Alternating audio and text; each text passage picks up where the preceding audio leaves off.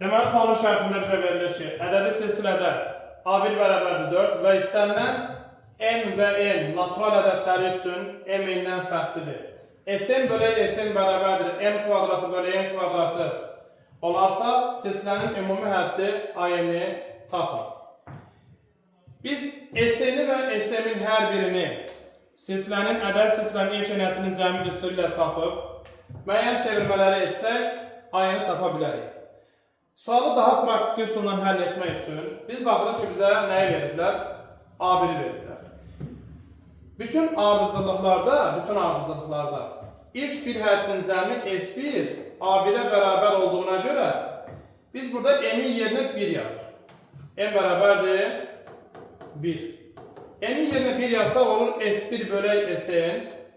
S1 bölünsün Sn bərabərdir 1-in kvadratı 1 bölünsün n-in kvadratı.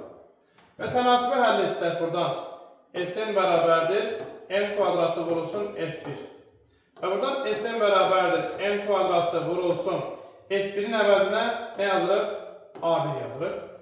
Bizdən AN-i istədiyinə görə Sn-in AN ilə olan düsturunu yazırıq. A1 üstəgələk AN bölək 2 vurulsun n bərabərdir m kvadratı vurulsun A1.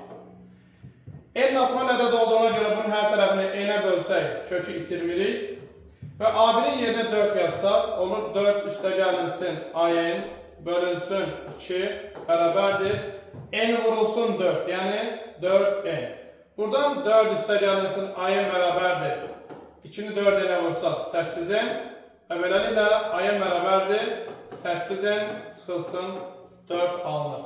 Sualın cavabı A variantı.